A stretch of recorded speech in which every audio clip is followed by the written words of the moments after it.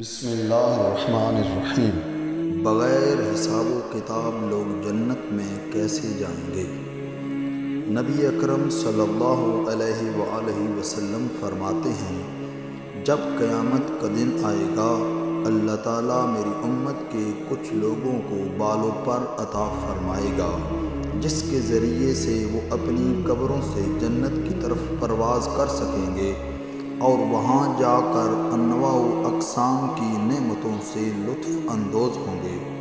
فرشتے ان سے پوچھیں گے، کیا تم لوگ حساب و کتاب کے مرحلے سے گزر چکے ہو؟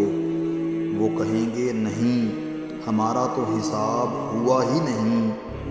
پھر فرشتے پوچھیں گے، کیا تم پل صراط سے گزر آئے ہو؟ وہ جواب دیں گے، ہم نے تو پل صراط دیکھا ہی نہیں۔ فرشتے ان سے سوال کریں گے، کیا جہنم پر تمہاری نظر پڑی؟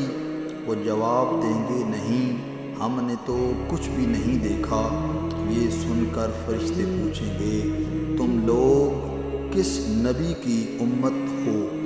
وہ کہیں گے، ہم حضرت محمد مصطفیٰ صلی اللہ علیہ وآلہ وسلم کی امت ہیں۔ پھر فرشتے ان سے کہیں گے، آخر تمہارا کون سا عمل ہے جس کی وجہ سے اللہ تعالیٰ نے تمہیں یہ جزا دی ہے؟ وہ جواب دیں گے، دو باتوں کی وجہ سے۔ نمبر 1، ہم خلوت میں بھی اللہ تعالیٰ کی نافرمانی کرنے میں شرم محسوس کرتے تھے، اور دوسرا، جو رزق اللہ تعالیٰ نے ہمارے لیے معین کر دیا تھا، اسی مقدار پر ہم اللہ پر راضی تھے۔ فرشتے کہیں گے، واقعاً تم لوگ اسی جزا کے مستحق تھے۔